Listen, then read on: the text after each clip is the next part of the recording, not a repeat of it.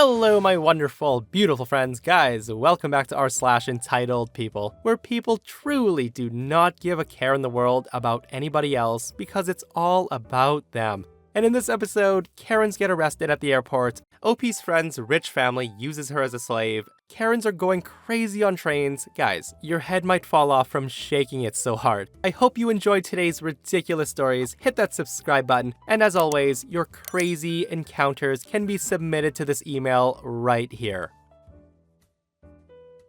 So I'm in college, and my roommate from last year, Meg, whose family's really rich, said she could bring one friend on vacation. Now, to me, that was kind of awkward. I was her third choice, but her family vetoed the first two because they didn't want her bringing a boy or this other female friend of hers that they disliked. So her parents bought me my plane ticket and booked the resort, which I was very grateful for. I saved up a lot of money, so I can make sure to buy my own food and activities when I'm there, and treat her family to a nice dinner as a thank you for the ticket. But when the trip started, it was really bad. It was her, me, her mother, her father, two of her father's friends, and her three brothers going. On the flight, they all get first-class tickets, and they got me an economy seat. I didn't say anything because why argue about a free ticket, right? The first night they were there, they go to a grocery store and they bought a bunch of food. It turns out they wanted to cook at the resort kitchen for the whole trip. And by they wanted to cook, it actually turned out that they wanted me and Meg to cook. Now, of course, I wasn't warned about this, but it turns out that Meg's family is so traditional, and they see cooking as a woman's job.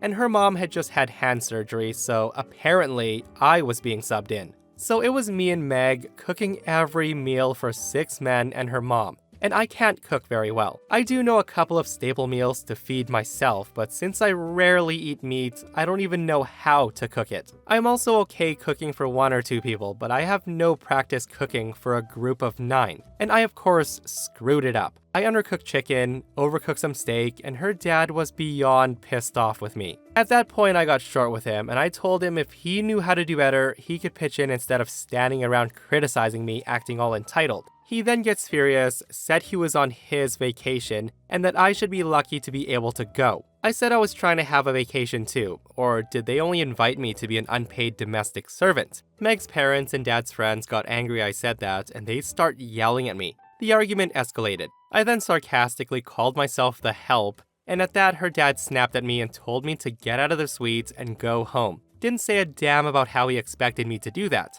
So I left and called the airline with my ticket and asked them if they could do anything to prevent anyone else from modifying or canceling my ticket.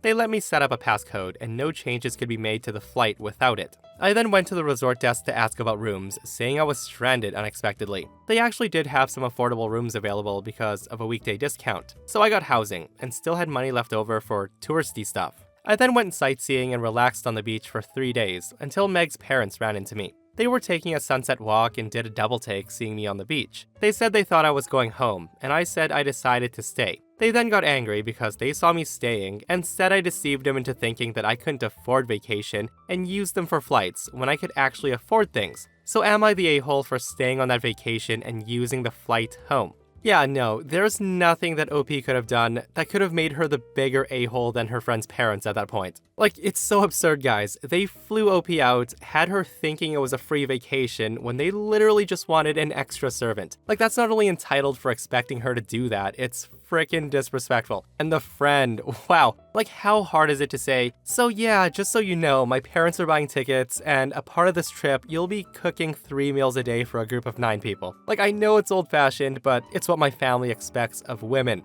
And then give OP the chance to respond. But guys, what do you think? What would you do in that situation? And would you call it friends off after that? Because in my opinion, Meg did her so dirty. But hey, at least OP enjoyed the rest of the trip, right? Okay, so I'm from a big town, but I attend university in a smaller place, so I had to move up there. It's also an area where many tourists go, as the sea is very close by. So naturally, on that route, trains are extremely crowded. So I, having visited my parents, boarded the evening regional train, and as usual, it was crowded. Regional trains are the cheapest without advance bookings, so everybody tries taking the same train. Hence, it was packed. So packed you basically couldn't move. I somehow made my way through all the tourists away from the door, to settle in front of a woman who I later find out was an entitled Karen and her kid, who are stood on the first step of the stairs. The kid is like maybe 13 or 14 years old and female, so with me being 18 at the time, we're not too far apart age-wise. So the train departs, and I already start noticing that I've made a massive mistake boarding this coach. I find out that the woman is a special kind of entitled person. A minute into the ride, she starts ranting. She asks passengers to back off, telling them they stink of sweat, and constantly reassembles her bags, occupying an entire step on the stairs, going to the upper deck. Now, people can sit on those when the train is crowded, but she felt entitled to have her bags there. I'm not too confrontational, so I don't tell her what everyone's thinking, but people's faces tell the entire story. About an hour into the journey, and we're all collectively losing our mind, the train reaches a small town and brakes quite violently. Caught off guard, the mom bumps into her daughter, and her daughter loses balance and starts to tumble down the stairs. It was just my instinct, but I tried catching her and I successfully grabbed her, thinking, that was close. Now, before the girl could react to me stopping her fall, the woman starts screaming at me. Now, in any situation, one would assume that a mother would thank some random stranger for catching their kid before they could get hurt, right? But no, the woman loses her mind. Her rant basically goes as follows. She says, "Excuse me, did you just grab my daughter?" To which I say, I sure did. I saved her from falling down the stairs. And then the mother says, "Why would you do that?" And I told her she was about to fall off the stairs. She could have gotten hurt. At this point, Karen loses it. She screams, No. She was fine. I was watching her. I saw you grab her out of nowhere. You are effing perverted." Now, clearly the woman was screaming loudly, making a scene and emphasizing that I was a perv, so people would stare at me. I'm saying to her, "Excuse me, she nearly just fell. I extended my hands to catch her." Karen's not having it. She says, "No, you weren't. You're disgusting. I know what guys like you try to do to girls. You get on trains and you wait for your moment to be a creep. She did not need help, and I'm calling police on you." At this point, everyone around is confused at what's going on, and I'm already done with her. I just ignore her and try to walk off, hoping she stops. Also, the whole coach is looking, and my shrugging is met with similar behavior from other passengers. And then enters the conductor. He leans into the coach through the door and says, "Sorry for that abrupt halt. Is everyone fine here?" To which Karen says, "No, I'm not. Some of us on the train are being harassed sexually." The conductor clearly sees how annoyed we are with this lady, and he grins, and in his most blunt voice, he comes to my rescue. He says, "Ma'am, this is a train, not a cab. If you want your personal space, please feel free to exit and take the next train. It's only going to be 2 hours." To which Karen screams, "No." She then points at me and says, "He should get off. Make him get off this train." I then say to her once again, "Ma'am, I kept your daughter from falling." The conductor then looks at me, waves me over and says, "Hey, would you like to be promoted to first class?" Before I could answer, the entitled Karen screams, "Yes, please." The conductor says that he's talking to me, so I get promoted to first, where it's much emptier, while the woman throws a temper tantrum and ends up being removed from the train at the next stop, probably invalidating her ticket in the process. It took 5 minutes, a ton of racial slurs, but we got it done. That was definitely the weirdest train ride I've ever had. I only feel bad for her daughter having to wait 2 hours with her, and even worse, her probably having to spend a whole vacation with her. Yeah, not only a vacation, the kid probably lives with her and sees her every day. Honestly, guys, I think this was a lose-lose situation for OP, right? Damned if he did, damned if he didn't. If he catches the daughter, he gets accused of being perverted. If he didn't catch the daughter, the woman probably would have lost her mind asking, "Why didn't you try to save my daughter? She was falling, and you let her fall?" Guys, you can't win against crazy. Sometimes you gotta shake your head, laugh, and then get upgraded to first class. I work for an airline. FAA regulations state that passengers cannot fly while intoxicated. It could impede them or others if there was an emergency landing, and if everyone needed to get out quickly. There also have been instances where drunk people get on a plane and they act really stupid, making other passengers and crews feel so unsafe that the plane has to divert and land to remove the passengers. Of course, that results in delays, extra fuel costs, and bad press, so best to stop those people before they start, and not allow them on the plane. As you all know, airports have bars, and the result is a lot of intoxicated people. Most are fairly calm and accept being rebooked, but some aren't. On this particular day, a Karen is intoxicated. Now, I just want to note that I'm white. I'm in my mid-30s, and my supervisor this day is black. and she's also in her 30s. So Karen comes up to her departure gate already hooting and hollering, clearly drunk as day, and other people start to ask if she's gonna be allowed on the plane. I pull Karen aside, and it's so obvious that she's too intoxicated to fly. She's got glazed eyes, she's stumbling, she's slurring her words, etc., etc. I gently explain to her about the FAA regulations and that she'll have to be rebooked for a later flight. Now, hearing that, she of course gets loud and she screams for a supervisor, stating that she's going to get on the plane whether we like it or not. So the plane then begins boarding, and Karen tries to sneak away from me and board it as if I'm not watching her. I repeatedly tell her to come back while we wait for my supervisor, who I know is going to back me up. Karen then begins a loud tirade about how she's gonna sue the airline as she knows some high-powered lawyers, that she's being discriminated against, and then she calls me a bitch, etc., etc. The works. I can see other people recording her at this point, and I just remain silent, hoping I won't end up on social media. My supervisor then comes up, and I explain everything to her. She also sees Karen ranting and informs her at this point that if she chooses to continue this behavior, she's gonna be put on the no-fly list. So this, of course, ramps her up even more. Karen then screams at me again that she wants my supervisor. Now, I'm confused because my supervisor is standing right beside me, so I say, "Ma'am, this is my supervisor." At which point Karen says, No, that can't be your supervisor. There's no effing way." My supervisor then asked, "And why's that?" Drunk Karen then says, "Because we all wait for Karen to say black." And then my supervisor says, "I'm what? What am I?" At this point, Karen screams that she wants our names, and she snatches my corporate badge, which is on a lanyard around my neck, and she yanks it forward. Luckily, I have an easy break-off lanyard on, so instead of pulling me forward, potentially slamming my face on something, it just snaps off. I grab my badge back and go to call police because I'm so done with this woman. At this point, it's final boarding call. So Karen thinks it's a great idea to try to body check us and run to her flight that we've already denied her from. Just so you know, intoxicated people can't run very well. And yes, she stumbles, falls down, and somehow I keep from laughing as she screams once again that we'll hear from her lawyer, we can't do this to her, etc., etc. Eventually, the police do show up, and she's a perfect angel around them. They do put her in the back of the car and they drive her to the front of the airport, where she'll likely have to rebook her flight. But I'm pretty sure she ended up on the no-fly list. I'm not sure what ended up happening to her. Guys, silly, drunk, racist Karen stories will never, ever get old. I can't imagine what airline employees have to go through though, especially now that everything's starting to ramp back up at airports. Like with all the flight delays and cancellations that I'm seeing on the news, I bet there are so many of these wild Karen videos floating around. Okay, so this is an old story. So a while back, I was dating this girl for roughly 2 years. At first I thought things were going great, but apparently, she was just dating me because she liked to tell people she was in a relationship.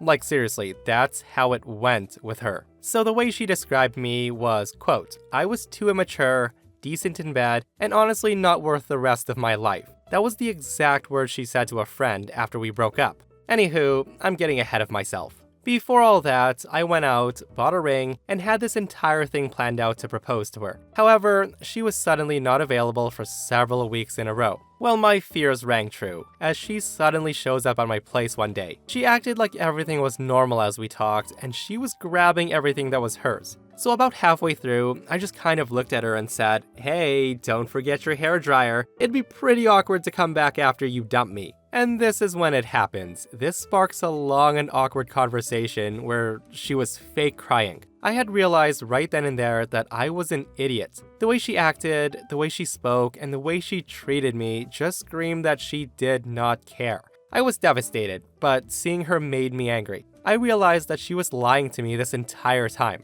So about a month later, a friend of hers calls me up asking if she could come over to talk. I asked why, and she said my ex pissed her off and she wanted to tell me everything. Her friend then comes over and we chat for a while. See, her friend was beyond pissed off. Now apparently something happened between her and my ex. So my ex thought a great way to get back at her friend was to sleep with her ex-boyfriend. We end up talking about my ex, and I tell her about the ring, and then she had the best idea to get back at my ex. She said, "Let's lay down in bed and post a picture of ourselves with the ring in between us." Now I thought that was a terrible idea, but I wanted my ex to feel like crap, so there you go. Not even 2 hours later, my ex was at the door. We posted the picture at like 11 a.m. and she was at my place at like 12:40 or something. Right off the bat, she tried to act like breaking up with me was a mistake. She said I was the best boyfriend she's ever had and that she was getting scared of how serious things were getting. She then said to me that she made a terrible mistake breaking up with me. Now I gotta say, I'm very glad her friend was there because my stupid ass was believing my ex. I then reminded her of how she treated me when we broke up and that she should go home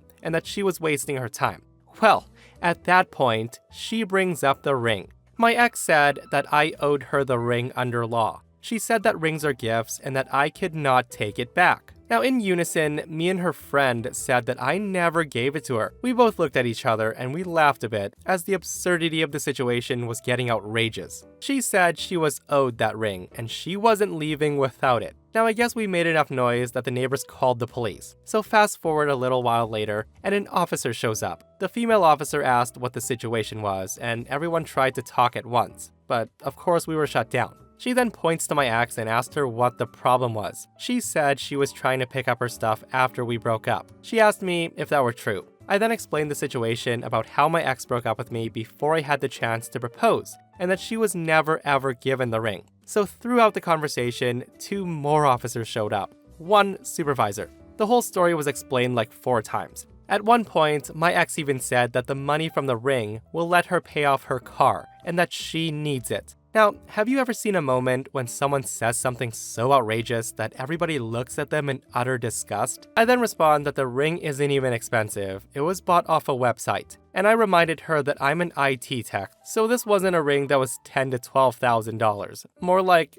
$1,000 to $1,500. As soon as I said that, my ex was shocked that it was so cheap. The anger and rage that came over her face was immediately apparent to everybody. She then steps forward and punches me in the chest and kicks at me before the female officer tackles her to the ground. The supervisor on scene told us to go inside while they get her under control. We did, and about 10 minutes later they come back. They wanted my statement. I told them I didn't want to press charges against her, but they said, yeah, it doesn't work like that. We saw it, so it's being processed. So my ex ended up getting a misdemeanor offense for it. Guys, that is absolutely crazy and some super duper entitlement. Like, you planned to propose before we broke up, so technically I own that ring you were about to give me, so give it to me. Yeah, that is definitely not how it works. Guys, I remember a long time ago, I read this one article where this one girl would just date guys, make them fall in love with her, have them propose, and right before the wedding, she would call it off and then keep the engagement ring. She was eventually caught because she basically swindled multiple guys and just ended up keeping tens of thousands of dollars of rings.